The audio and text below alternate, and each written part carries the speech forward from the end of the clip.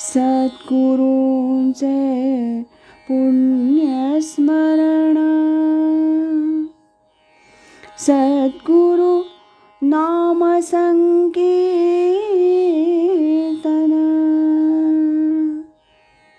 सद्गुरु गुणानुवाद गान, श्रवण मनन सद्गुरूंचे,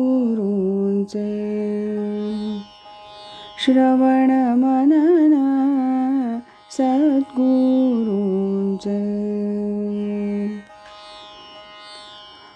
आज ऐकूया स्वामी स्वरूपानंद एक अलौकिक राजयोगी या ग्रंथातील प्रकरण 9 असे प्रसंग असे स्वामी याचा भाग 22. मृणाल मार्गदर्शिका. पुण्यातील प्रसिद्ध लेखिका सौ मृणालिनीबाई जोशी फार उशिरा स्वामी स्वरूपानंदांकडे गेल्या. स्वामी त्यावेळी विशेष बोलत नसत. अशा परिस्थितीत स्वामींनी त्यांना अनुग्रह दिला आणि नंतर मृणाल मार्गदर्शिका असा एक आध्यात्मिक अभ्यास तयार करून स्वामींनी तो त्यांच्याकडे पाठवला. हा अभ्यासक्रम आपणा सर्वांच्या उपयोगाचा असा असल्यामुळे आता तो आपण ऐकूया. याआधीसुद्धा मृणाल मार्गदर्शिका याचं वाचन आपण ऐकलेलं आहे, पण ही मार्गदर्शिका अशी आहे की कितीदाही ऐकली तरी मन भरणार नाही. त्यामुळे आज पुन्हा एकदा ही मृणाल मार्गदर्शिका. भाग 1. भावना आणि विवेकबुद्धी यांचा समन्वय साधावा. हळवं मन विवेकानं आवरावं. वैराग्याला विवेकाची जोड द्यावी.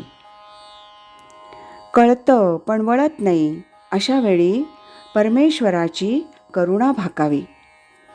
आत्मानंदासाठी ज्ञानेश्वरीचं अध्ययन करावं. अध्ययनासाठी घेतलेल्या अध्यायाचं प्रथम संपूर्ण वाचन करावं. पाठभेद, टीपा, शब्दार्थ इत्यादींसाठी ज्ञानेश्वरीची कुंटे प्रत उपयोगात आणावी. प्रत्येक ओवीचं चिंतन करून भावार्थ स्वतःच ध्यानी आणावा. जरूर तेव्हा दांडेकर प्रतीचा, सार्थ ज्ञानेश्वरी साखरे प्रतीचा किंवा अभंग ज्ञानेश्वरीचा उपयोग करावा. अध्यायाचं वाचन वगैरे पूर्ण झाल्यावर त्यातील आवडलेल्या निवडक ओव्यांपैकी 10-5 ओव्या तरी मुखोद्गत कराव्यात.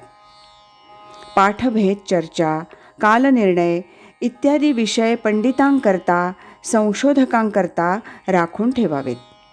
त्याचाही उपयोग आहेच, तथापि तिकडे अधिक लक्ष पुरवू नये.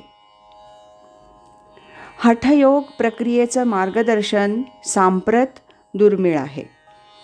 बुद्धीला आकलन होईल तेवढा भाग समजावून घ्यावा. आत्मदर्शनासाठी हठयोग साधन केलंच पाहिजे असं नाही. पाठी योगाचे निबळे, अधिक काही मिळे, ऐसे नाही आगळे कष्टचितया. आत्मदर्शनात सर्वच साधने सफल होतात. ज्ञानेश्वरीच्या अध्ययनाला 2 वर्ष अपुरी होतील. पुढेही अध्ययन चालू ठेवावं. अमृतानुभव आणि चांगदेव पासष्टी ह्या ग्रंथांचाही अभ्यास करावा. हरिपाठाचंही पठण व्हावं.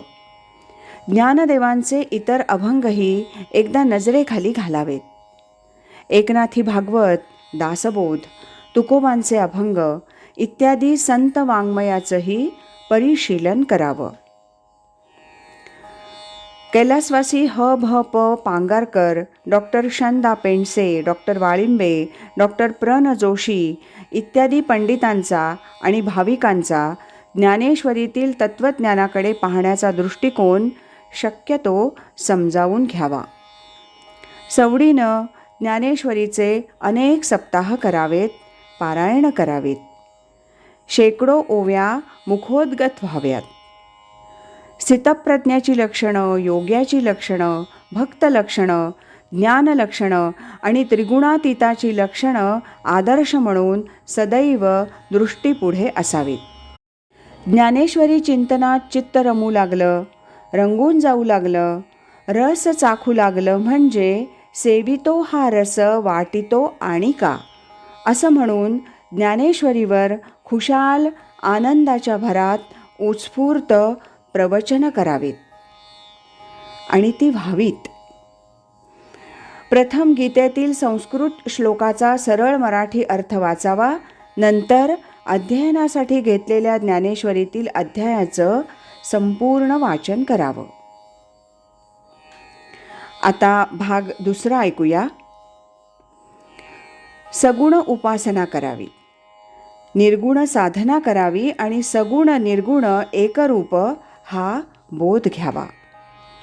प्रभू रामचंद्र, भगवान गोपाळ कृष्ण, आदिनाथ शिवशंकर, ज्ञानेश्वर माऊली ह्यांच्यासारख्या आपल्या इष्टदेवतेला भावभक्तीनं गंध पुष्पांजली वाहणं ही सगुण उपासना.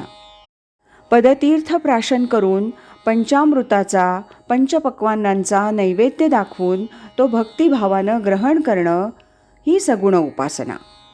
पुंडलिक वरदा हरी विठ्ठल, श्री ज्ञानदेव तुकाराम असा मुखानं जयघोष करीत खांद्यावर दिंडी पताका घेऊन टाळ मृदुंगांच्या तालावर तन्मयतेनं नाचणं ही सगुण साधना. अर्चनम वंदनम दास्यम ही सगुण उपासना. त्या त्या देवतेचं नामस्मरण ध्यानधारणा ही सगुण उपासना. सोहम साधना, निर्गुण साधना.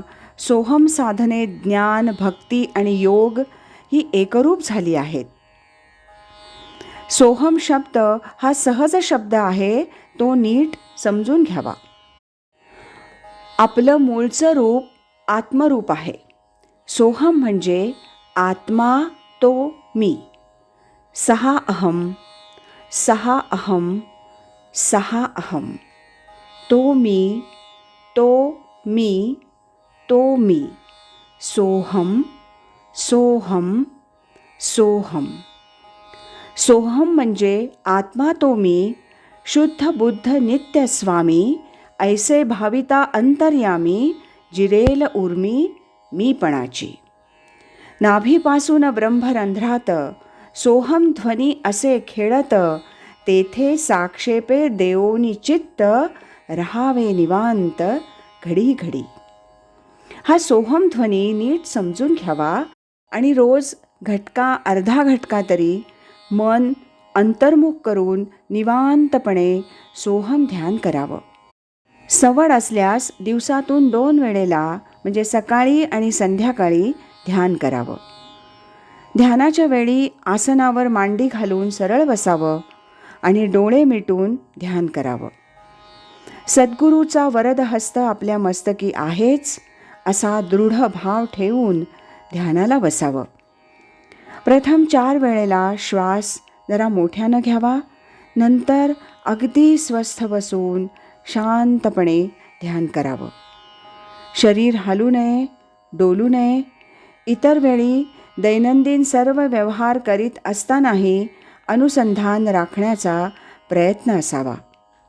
सांडोनी अभिमान स्थूळाचा, भाव धरी अंतराचा, अभाव करुनी सर्वांचा गगन पाही. स्थूल इंद्रियामधून युक्तीने एकवटी मन, अंतराकाशी नेऊन स्थिर करी. मन जो विषय धरी, तो तो विवेके विदारी, तरी ते स्थिरावे अंतरी, सांडूनी कल्पना. अंतराकाश म्हणजे मस्तकाकाश, यालाच महदाकाश असं नाव आहे. तेथे हृदयाकाशी मीपणे स्फुरे जीवासी. हे जे अहमस्फुरण, ही जी जाणीव, ह्या जाणीवेशी मन हळूहळू एकाग्र करावं. सोडोनी स्थूळ गती, ऐशी राहे अंतरस्थिती. तोवरी अभ्यास निगुती, करावाची लागे. आपण एकी एकला, दुजा नाही देखला, ज्ञप्ती मात्र संचला आत्माराम.